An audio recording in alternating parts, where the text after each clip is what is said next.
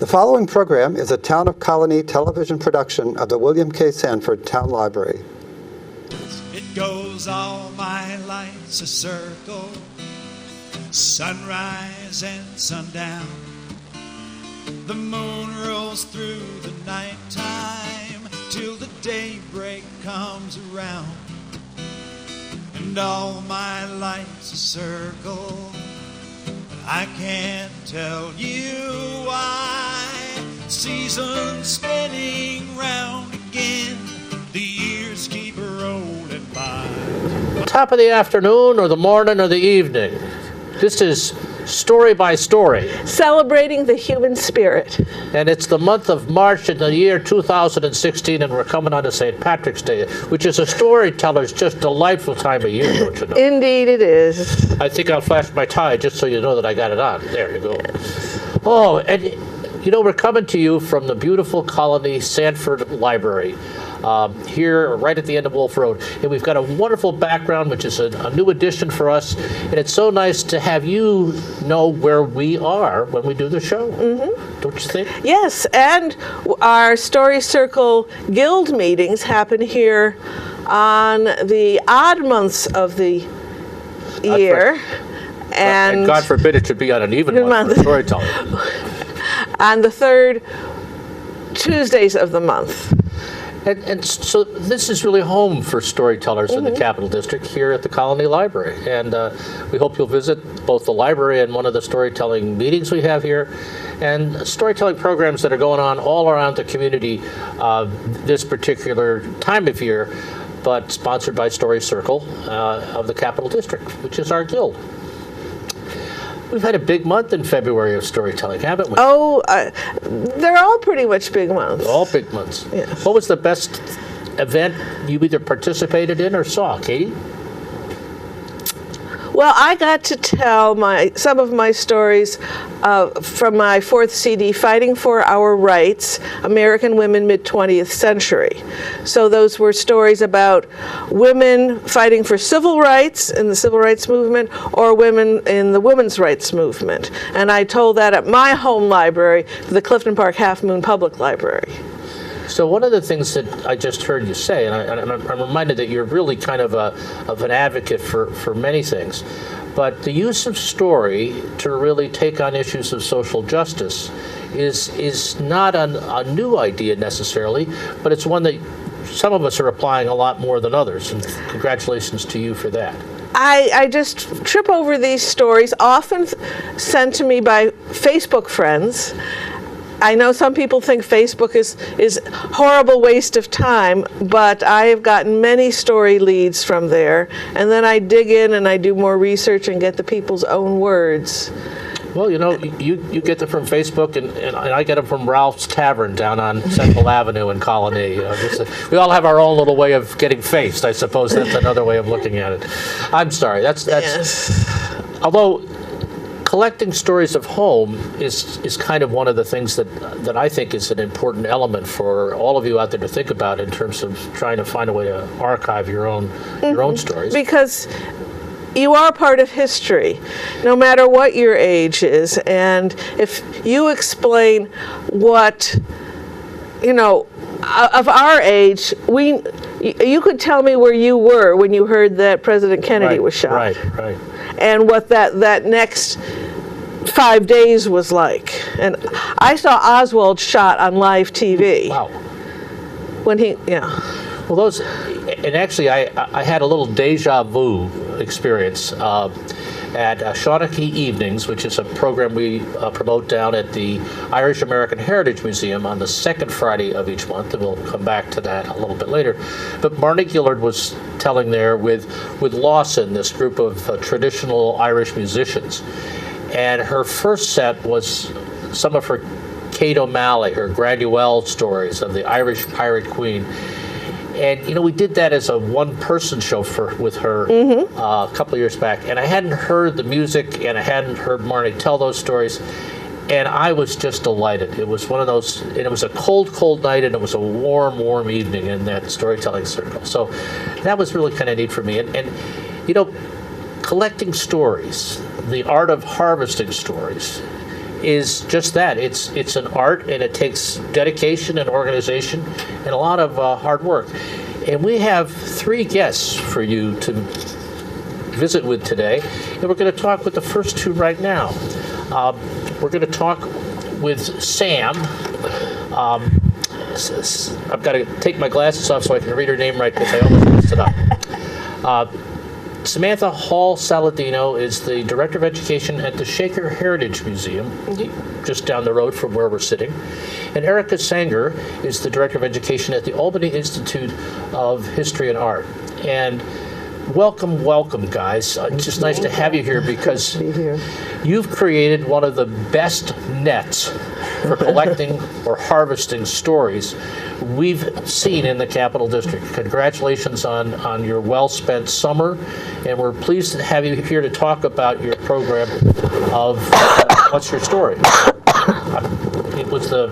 Am I on? Am I on? Wow, am I off on that one? All right. But am I on? And it was a collaborative effort of several of the treasures of the Capital District, which are some of the museums that hold our history and culture. Do you want to just tell us how you started it and why you started it, and then kind of give us a little bit more background? Sure. Well, the event was put on by a group called Partners for Albany Stories, which is 11 museums, historic sites, cultural sites in Albany.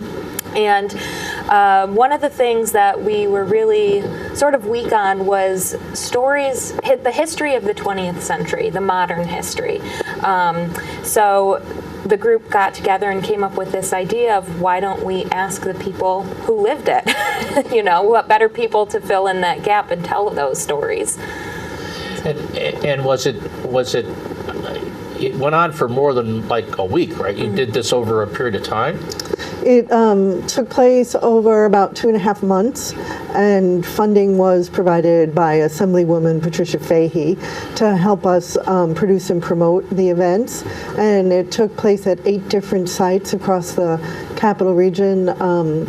And people were just invited to come and tell personal stories about how they and their families relate to the history of the city. Really? And how were they?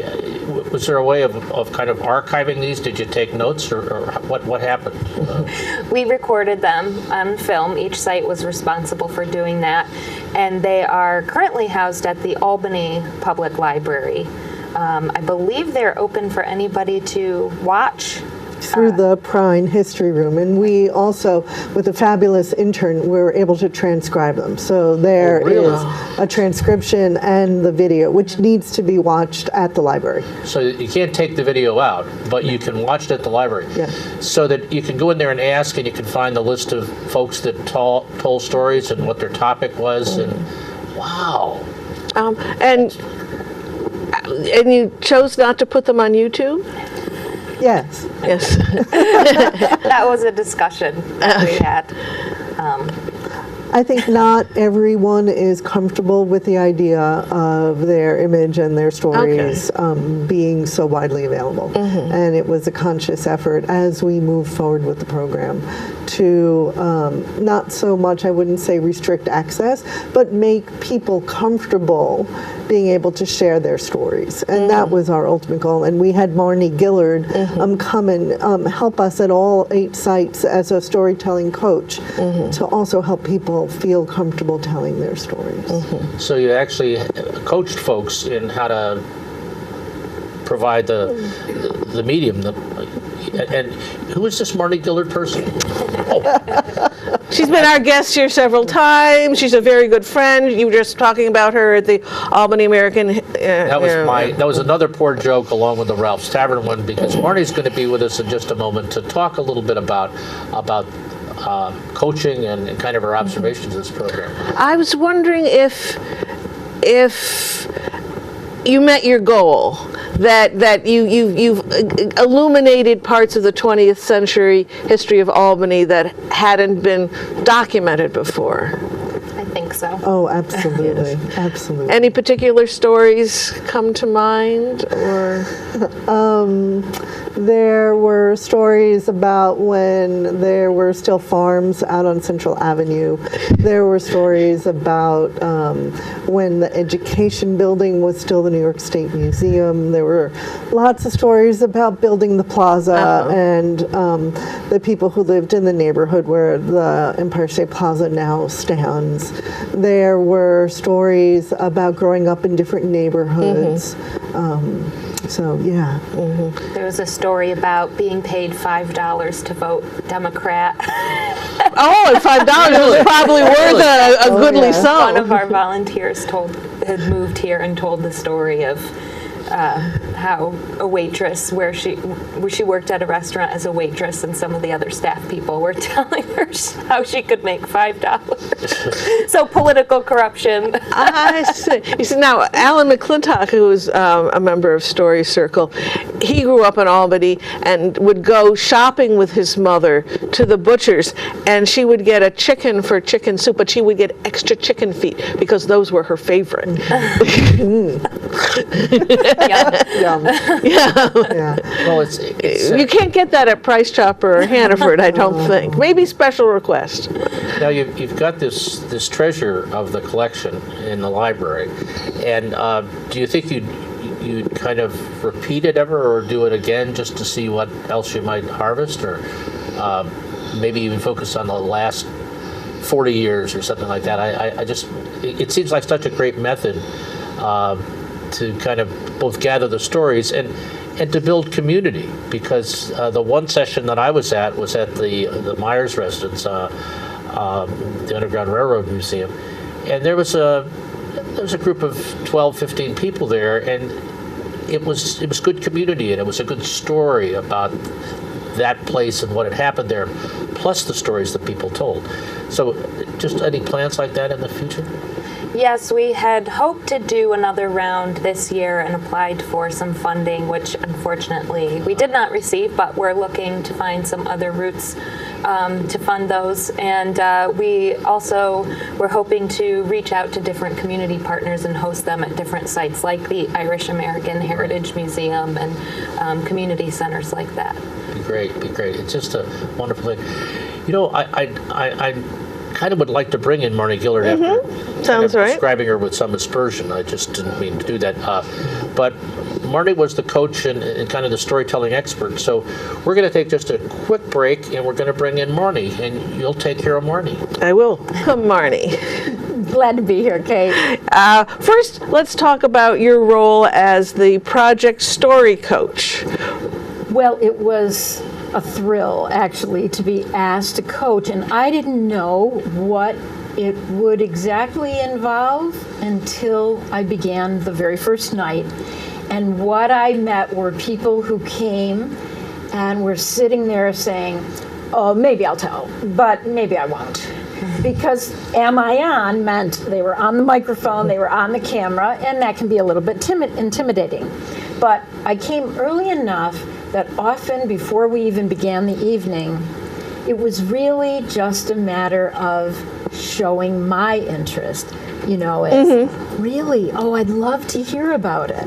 That kind of gentle, loving, listening, receiving of the story that helps people's shoulders relax. It wasn't about performing. It was really about sharing a memory. Now, some people came very, very well prepared, and they didn't need coaching at all. There were quite a few people. It did mean that some of those read their stories, which is a different thing than just relaxing and telling. But I have to say, the very first night, I knew that I'd be good at this once I successfully helped a young volunteer, I believe, at the library or at the museum, who had not very many months ago come to America. And I said, oh, we'd love to hear about that experience. That's Albany. Landing in the airport, what happened? And she got up and was so brave. I'm sure it's a favorite of if anybody's watching those stories. Yeah. Yeah. Did you have some story evenings that were especially powerful for you?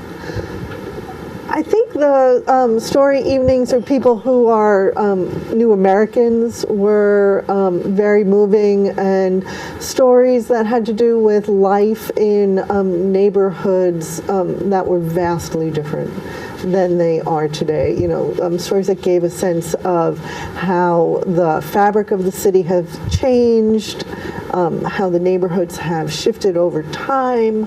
And then there were a couple of occasions where storytellers grew up in the same place but didn't know each other and were able to reconnect and say, oh, you live there? I live there. And almost the conversations that took place after the storytelling was over were more interesting sometimes. And then particularly there was one person who told a story that we got on camera, and he passed away about 3 weeks after the event. And so the story that we have, Jim Gwynn's story, is the last actual even photographs that we have of him. So it was this really precious thing we were able to capture. Yes, I do remember that story, and it was a favorite that night. That was the opening night. That was right. Could you tell us a little bit about his story? Jim grew up in Albany at the time I had said, you know, when there were still farms out on Central Avenue. And he told the story of his first kiss, and which took place behind a celery barn, and how they kind of squandered their movie money to give this girl a quarter for a kiss. And in the end, they would have rather have gone to the movie. So it was a lovely story about growing up and coming of age in the city. Yeah. I don't know which part I love. A celery barn. Who knew there was something as specific as a celery barn? And then paying for a kiss not at a fair. A day that was particularly powerful for me, we didn't necessarily get a big crowd that day. So the woman who came from the Rapp Road community really got to detail the coming of the black community to Albany, finding a kind of dissatisfaction in living in the city because the city was wild, and these were people who wanted to have a church and family and raise their children in a place where they could be highly respected, and so said, let's build our own community. And that became where the mall is now, which mall? Crossgates Mall. Yeah. And that was an eye-opener to me, to just imagine that too had been a country setting, and that a community of people slowly but surely got the money to build small homes and make the kind of community they wanted. Yeah. That's a great story. So, settlers, really. They really were settlers. Yes, they were. And what is that woman's name? Beverly Bardiken. Absolutely, Beverly. Yeah, she just did such a beautiful job of telling that whole story. Sort of in a historical way, but at the same time, it was a family story for her, because she talked about her grandmother and her mother and the power of church in her life and the community's life. Now, I have seen a sign for Rapp Road off of Washington's extension. So there still are some homes down there. Oh, yes. It's a very vibrant community. Okay. So it's by Crossgates, not eliminated by Crossgates. Correct. You wouldn't know it's there unless you'd heard the story or found out some of the information about Rapp Road, but they have applied for historical documented achievement, having a historical place. So it was wonderful to hear about. And that was something that probably hasn't found its way into any history books yet. Oh, there is. Oh. It was a book published by one of the New York State Museum historians, Dr. Jen Lemech, on the Rap Road community. Okay, good. And the Great Migration North and how that affected cities across the Northeast, and then particularly focusing on the Rap Road community in Albany. Good. How about you? Did you have a favorite the night we were at, or the day, the afternoon, the hot afternoon? It was. Well, we had a small turnout at the Shaker Museum. It was a Sunday, and as you said, it was pretty nice out. So, but I think my favorite story was Anne's, our volunteer, talking about working as the waitress and coming, and her husband worked, he was a reporter for that newspaper. Knickerbocker News? Newspaper.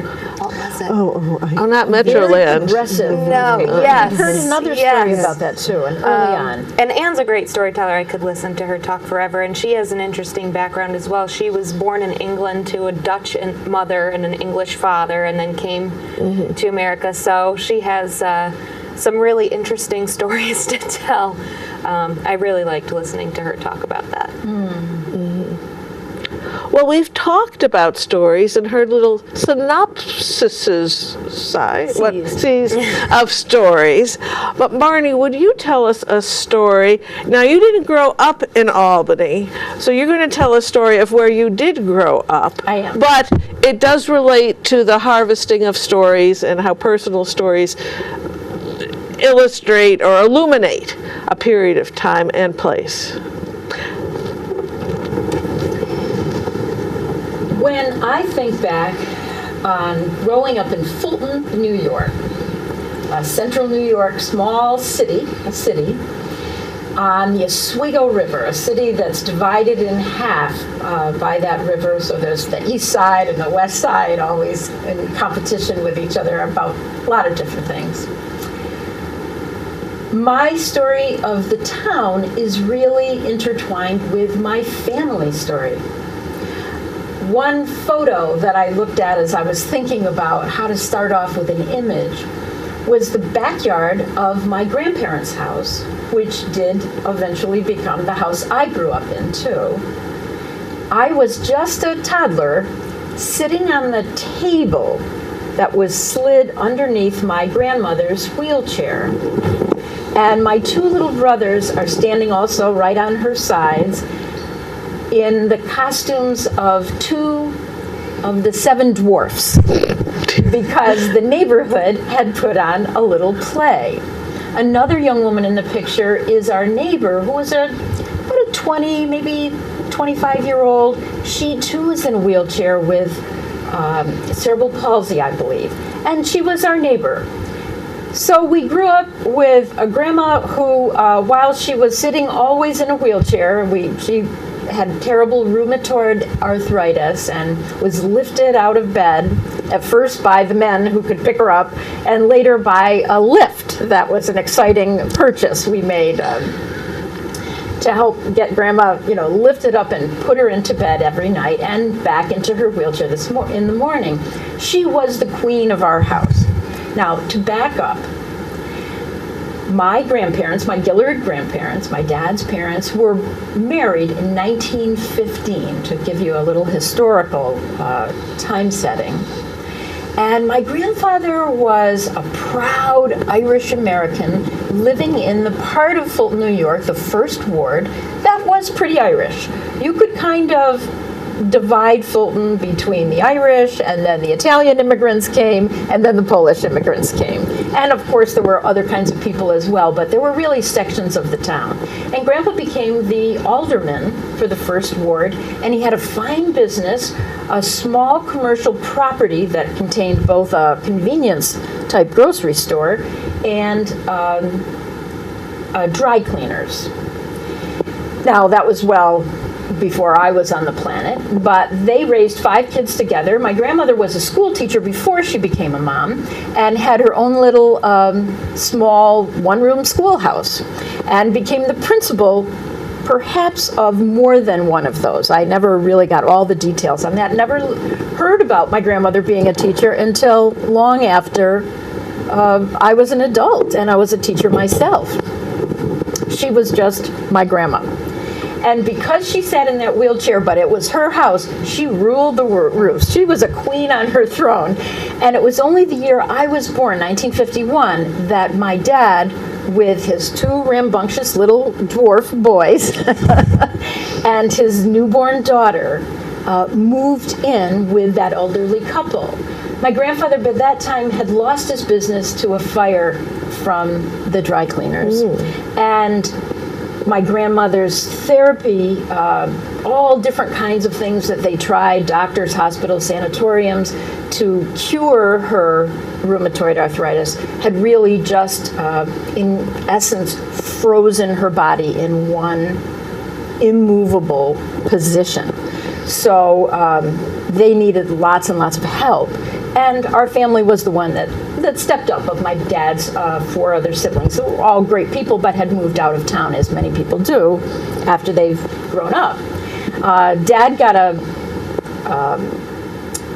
college education after he came home from the war, and my mom, who'd been the valedictorian of Fulton High School, and the two of them had met back in 6th grade just as friends and weren't really romantic, I think, until later high school years, and then after the war, when Dad got to come home. She'd been a school teacher, too, and was very well known in the community. My dad was a phys ed teacher at first and eventually went into school administration.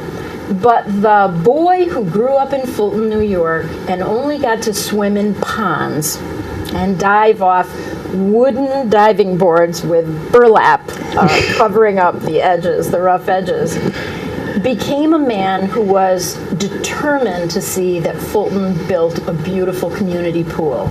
And he put every bit of energy that he could into getting that pool built. And by the time I think I was about 5, this brand spanking new, beautiful turquoise, edges all around the cement, and large enough for families to come to, big, high lifeguard chairs so we could fall in love with the lifeguards. And Dad offered to give Saturday morning diving lessons for no charge, except that we could get in for free at the pool instead of paying the 10 cents admission. That was the heart of our life in Fulton, going there every Saturday morning, rain or shine, freezing. I think we even had hail some mornings, some summer mornings, standing on that diving board. But we had a great end of the year competition between the east side and the west side, because they were still swimming in ponds, but they had lifeguards down at their ponds, and so we'd have races and water ballet shows with the lights turned down. My dad even did a clown diving show where he came out a little bit inebriated and was wandering around saying, "Hey, what's going on? Can I join in the fun?" And everybody in town knew this was Bill Gillard doing his clown diving show.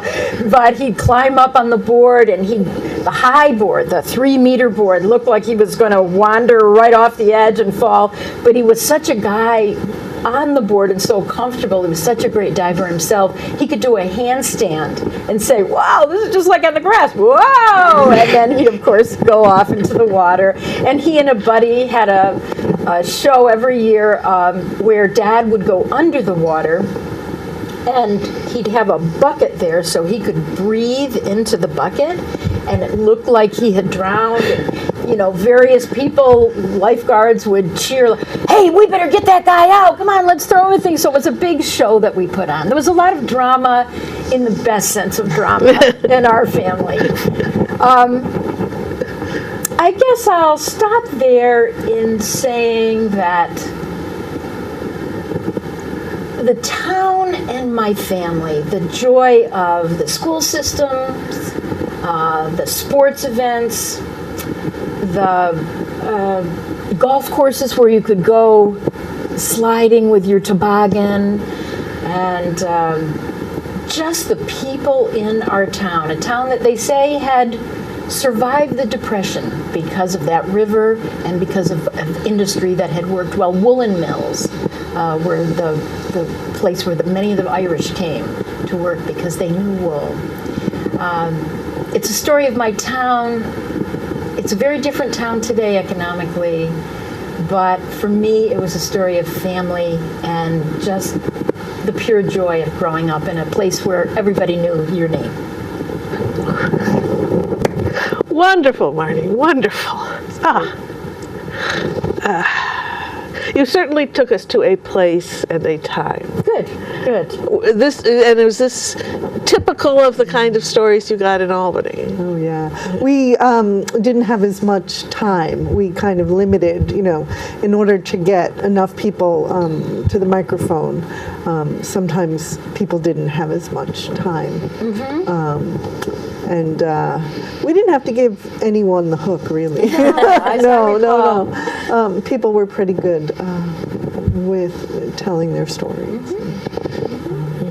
But I think everyone was so engaged. Everyone was really respectful and interested to hear what other people had to say.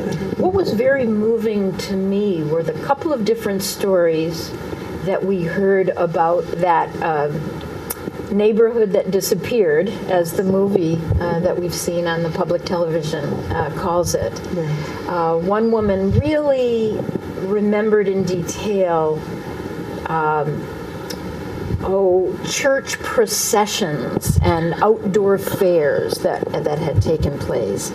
Others talked about the wonderful businesses, and especially family businesses, maybe a Jewish family or an Italian family that had established a great place to live. And it was sad that in trying to get people to accept the idea that the mall was going to be there, the neighborhoods had been called a slum that we can make a change in. And that was a hurtful thing. But I think an important story to tell and to hear. There was a lot of joy that had come out of that neighborhood. I know I'm crushed. In my hometown of Fairfield, Connecticut, my grammar school was torn down in the middle of town, and it's a parking lot. I mean, I understand that there was no cafeteria, there was no gym. I mean, it was an old school, but a parking lot, couldn't they have done something better? And the family business that I recall is Cedarbaum's Yarn Shop in nearby Bridgeport. And there was old Mr. Cedarbaum. This is how my mother and I would talk about them, not to their faces. There was old Mr. Cedarbaum and young Mr. Cedarbaum, who was probably my mother's age, if not. And then there was Edna. We never figured out if she was related or she was just and they had their own layaway plan, and it was very much a family business. They knew her, she knew them, and it's different different these days. Economics have changed many towns, some for the better, by far. Fulton, New York has lost a lot of industry. We had a great Nestle's factory that just now is being torn down. It's been closed a long time. But you could smell the chocolate on a certain kind of day. It had to be a certain kind of day. You could smell it all over town. See, I'm from Fulton County, New York, and we had the same thing with the glove and leather industry is just gone. Although no smell of chocolate, but you could smell the tanning of the skins right up until I remember as a kid even.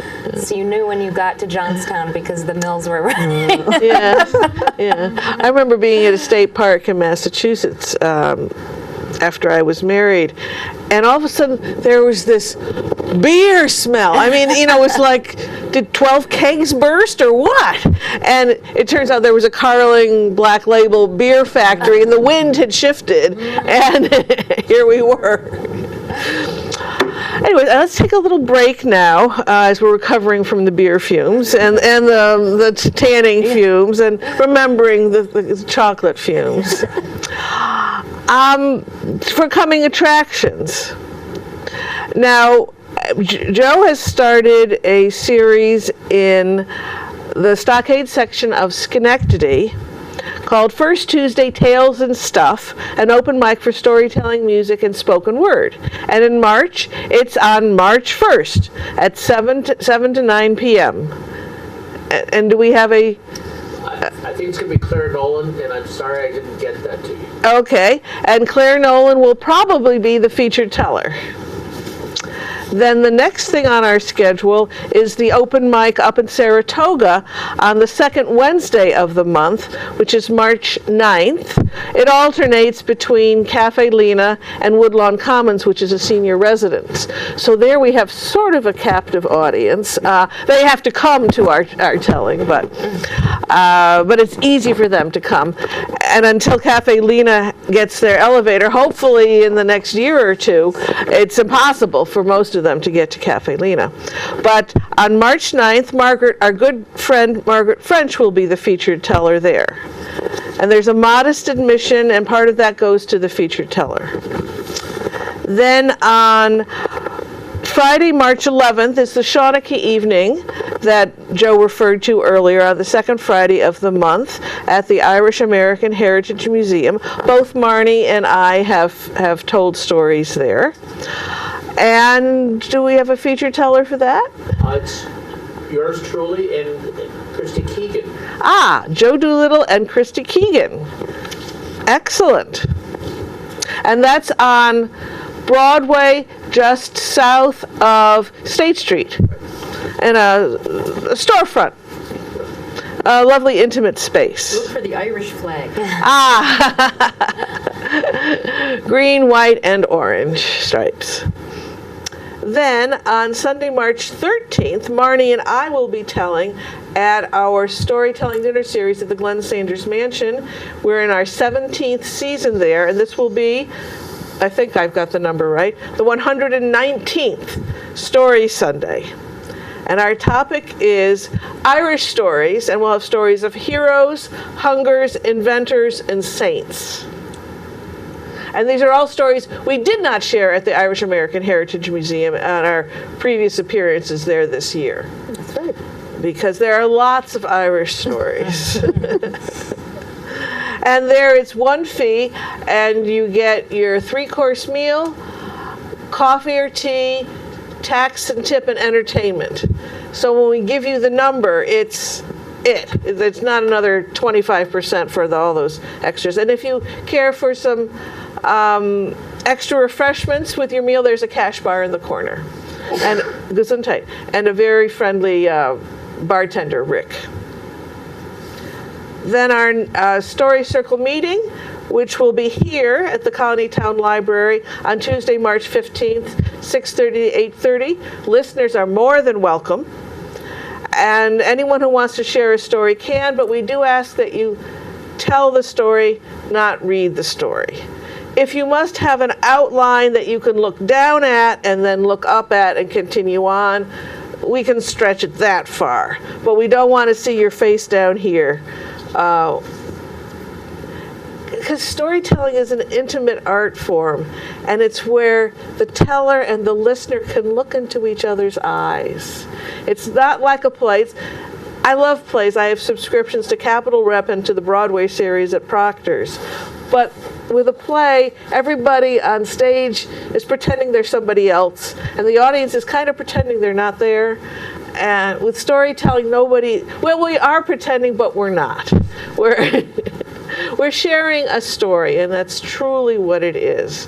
Like Marni was sharing her story with us. So, I'll jump off that soapbox. And then on Friday, March 18th, there's storytelling with Janet Carter in Saugerties at the Inquiring Minds bookstore. Such a wonderful name for a bookstore. Then, at the end of March, the last Sunday, we have Word Plays, our series at Proctor's at the Fenimore Gallery on the second floor. And the topic that Sunday is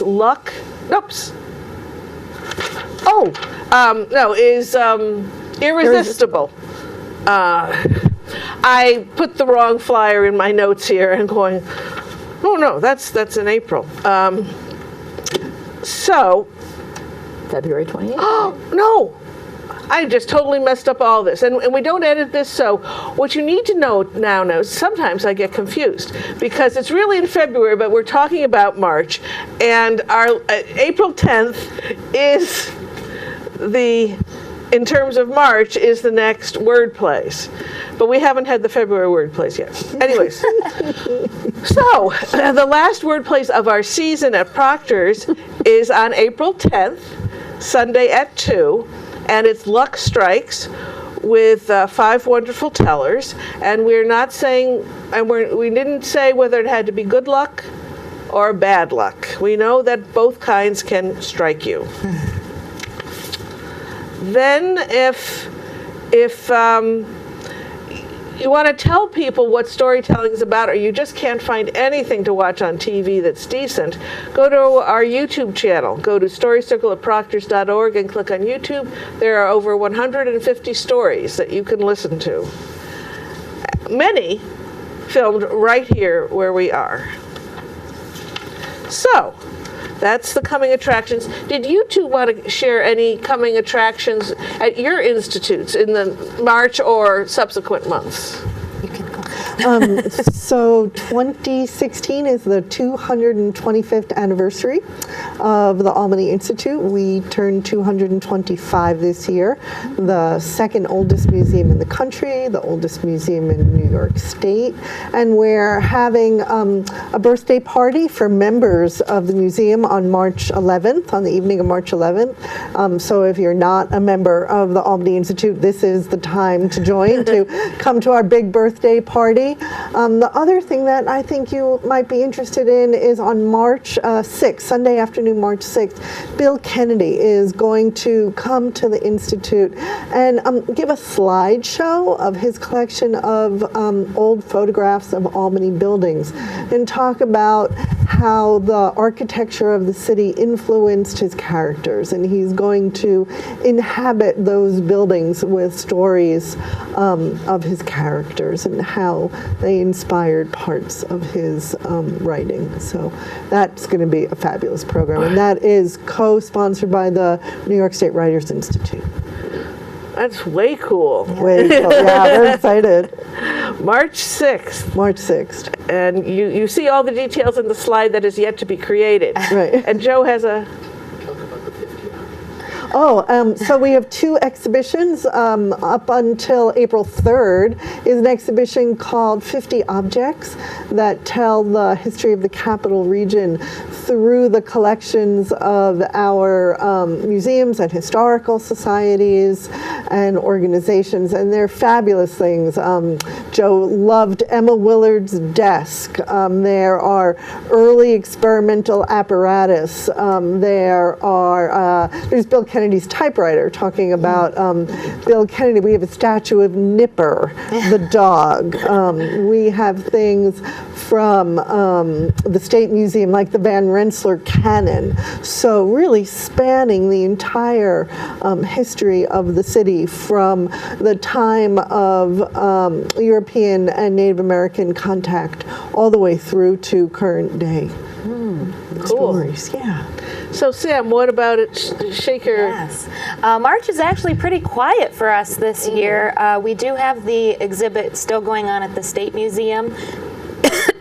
Excuse me, America's Quiet Revolutionaries. It's a Shaker exhibit that we did with Hancock Shaker Village, Shaker Museum, Mount Lebanon, and the State Museum. That's open until March 6th. So I don't know when exactly this will air, so you may or may not have a couple of days to get there and see it before that's gone for good. But we do have a bunch of exciting tours coming up this year, including some behind-the-scenes architecture tours where you get to go into the buildings that are normally closed to the public and see the interior architecture of the Shakers. And I will get you those dates for the slide because off the top of my head they are escaping me right now. But now you are reading them before we even know about them. The magic of television. Yes. And a website too. Shakerheritage.org. Yep, our whole calendar is up there. Yes. Okay. Now we have 15 minutes left, so I'd like to go back to Marni. Okay. I believe you have another story to share with us. to again give us the flavor of the kinds of stories that the past, which is the Partners for Albany Stories, their acronym name, have been gathering and are in view at the main branch at Albany Public Library. When I think of home, I think of family. And in some stories, I tell about my Gillard family. But I wouldn't be the storyteller I am today if it weren't for my mother's side of the family, the Walshes. As I said, my mom was, as I said in another story, my mom was in Fulton, New York as a girl. But her family had actually had quite a bit of travel because of the Depression. Her dad had a wonderful business, Ed Walsh, and was one of those sad stories of the times where his partner, one morning when he woke up, he discovered his partner had absconded with everything in the cash box. And so there they were during those Depression years, and they'd been a upper middle class family, suddenly penniless. So my mom had an experience of going down to Long Island and living with my dad's, or her dad's, or I think maybe even her mom's relatives down on Long Island, and learned about horse riding and didn't have it so bad. But there was still that shame that you carry, you know, when something hard has happened to your family. So I grew up in a family, and my mom was not one for telling stories. She said, oh, that's your dirty laundry, you don't want to be hanging it out in public. But my dad was more this, hey, look me over, lend me an ear kind of guy, you know, selling the town on making a swimming pool and things like that. But the songs were part of my mother's upbringing, because her mother was a fabulous organist and a local church organist and a singer, beautiful singer. And her dad was also a very much out there kind of Irishman. And the years, they wandered their way, you know, through ups and downs of businesses. But the years that the war was on, the World War II, my grandfather realized he wanted to provide something for his 5 children, my mother's siblings, to come home to after that war. He had sons, and some of the daughters were still young and working, you know, maybe at a coffee shop or something. He started a business called Walshes Manor that became in Fulton, New York, just the place to go out to dinner. It was a beautiful restaurant, simple but beautiful, windows all around it, a small house out in back where my grandparents had their residence, and then when the kids came home, there were bedrooms on the second floor, so these new young couples they were, some having babies, some still not married, could all be the waiters and waitresses, the cooks and the bartenders. And at that point, my parents were married. My dad was a cook. He'd come out, and my 2 uncles who were bartenders or waiters came out in their little waiter jackets, and my grandfather, the maitre d', came out and at least maybe once every hour sang barbershop music to all the patrons having dinner. So they might have had to wait a little bit for their food, but they got a great little show. The way we think of actors on Broadway coming, you know, working as restaurant people and coming out and singing. Well, we had barbershop singing all the time. And those men in my mother's family were just exquisite Irish tenors. They were absolutely the best singers. And every family party that we had men and women in the kitchen, and somebody would start the singing and the harmonies would jump in. Of course, we eventually moved to John Denver songs and guitars, and my mom always was the piano player, usually grousing that she didn't get to do enough soloing. Oh, I've got to play for the men. But it was another big part of growing up in Fulton, New York, and everybody in our town knew about it. When I was about 10, one of the local clergymen had a fabulous organ in his church. It was the oldest church in Fulton. It wasn't the church we went to on the west side, but he went to New York and on a trip met a world-renowned organist, a man from Spain who had brought recently his family to New York City to try to make it in America and bring his talent here. And his name was Jose Asque. And Jose and his wife Charita were shy people, actually, very shy, even though he was, a big performer. And this clergyman taught them to coming to our town so he could be the church organist. And he said, I'll get you a job in this choir system too, because I'm only going to pay you for Sundays and choir rehearsals. Well, that was a big thing in our family as well as in the town. When the Asques came, they were from Spain. They had the beautiful Spanish accents. And while we knew Italian accents from old people in Fulton or maybe some Polish people, this was a very exciting new addition to our town. And Mr. Asque would come with his wife every year for our fabulous New Year's party. We always had a big New Year's party that townspeople and relatives and co-workers all came to.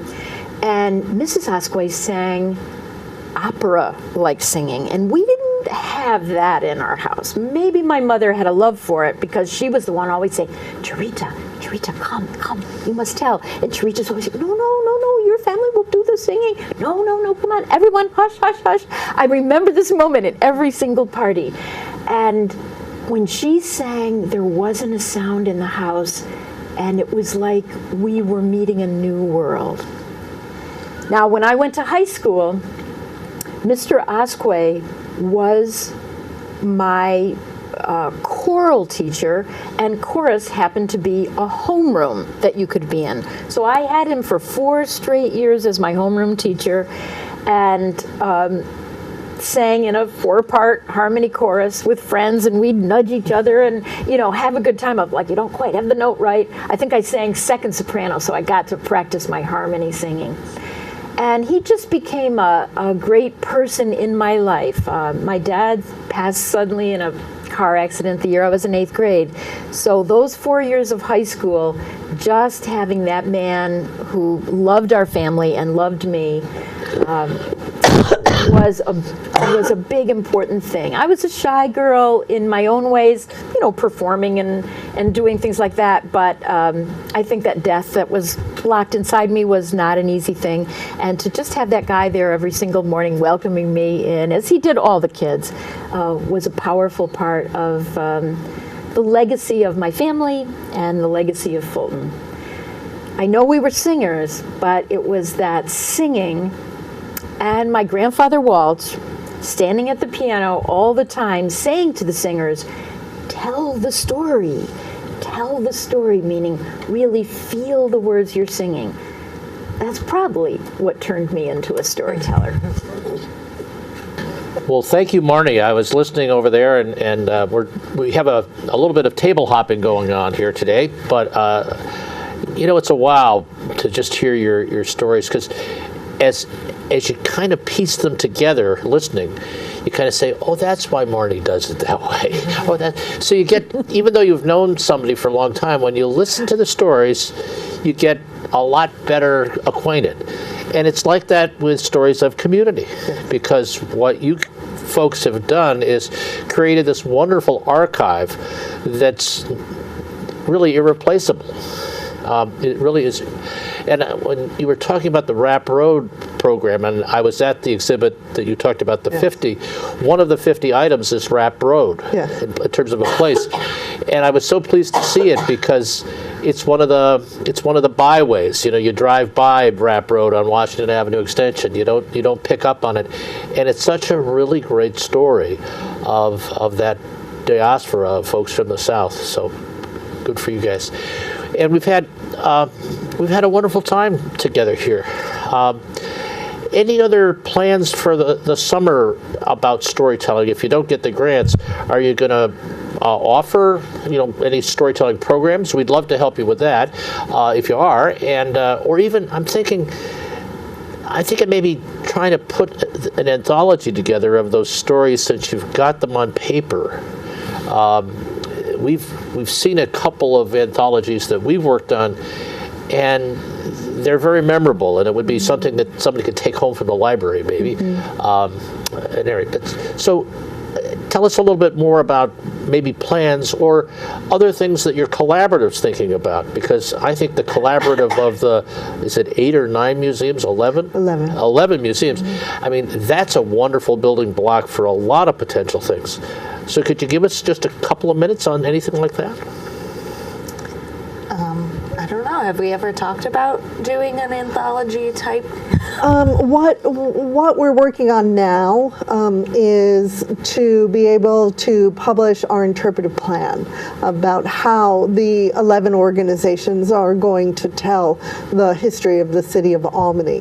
And we're working very closely with Mayor Kathy Sheehan's heritage tourism efforts. And we're trying to figure out how we can all work together to make sure that as the city grows, as we open our new convention center, as we welcome people to the city in larger numbers from all over the country and the world, how we can make their experience in the city reflect the history and the people and the stories. So it is a very broad effort. It's a citywide effort.